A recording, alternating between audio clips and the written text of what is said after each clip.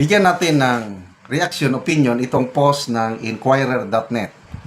Just in, President Ferdinand Marcos Jr.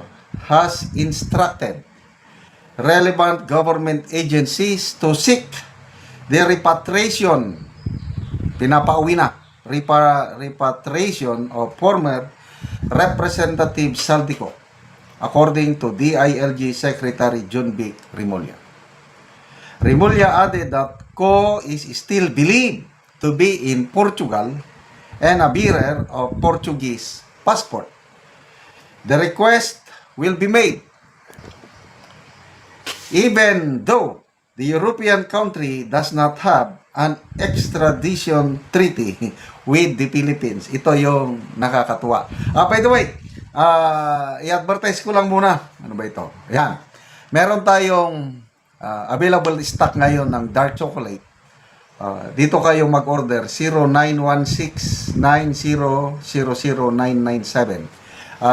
Limited po ang stock, kaya first come first serve basis.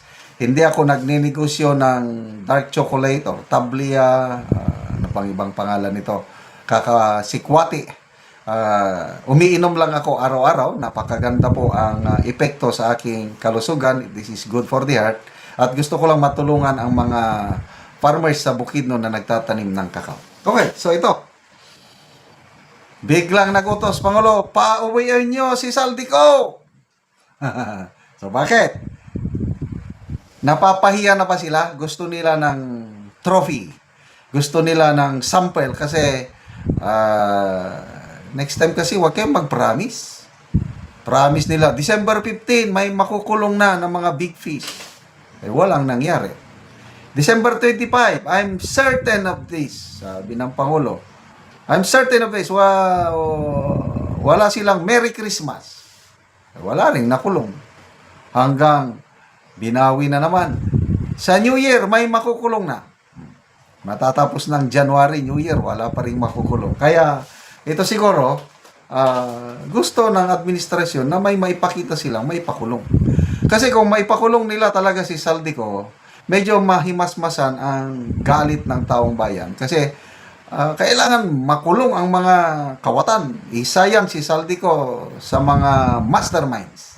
Kailang maliit na mastermind. Hindi niya magagawa yung ginawa niya kung wala siyang kasamahan na mas mataas sa kanya. So yun ang tanong. Kailan niyo mapakulong si Saldico? Totoo nga, may warrant of arrest. Nandyan naman, nagtatago. Hindi nila sigurado kung nasaan si Saldico.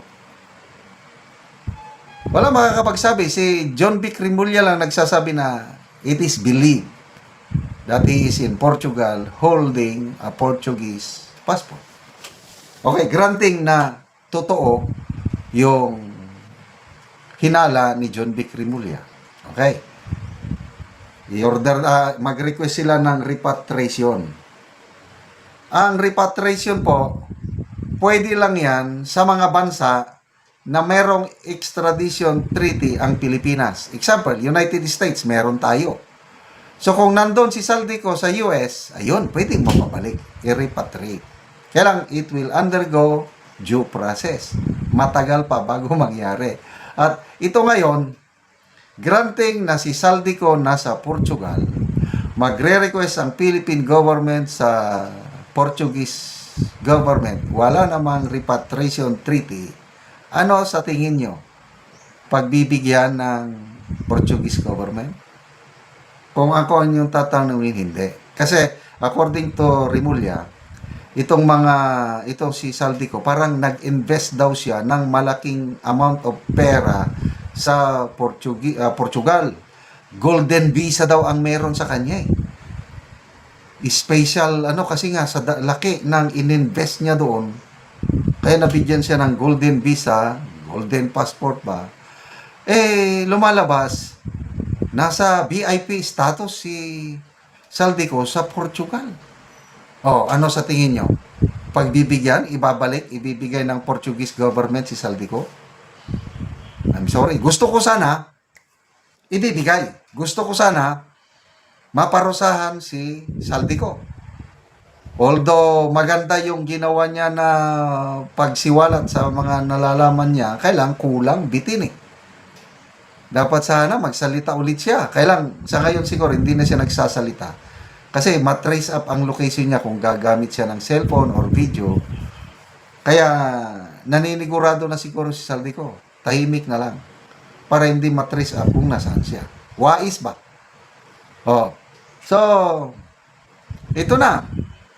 Magpakita kayo ng sample, mga boss, mga powers that be.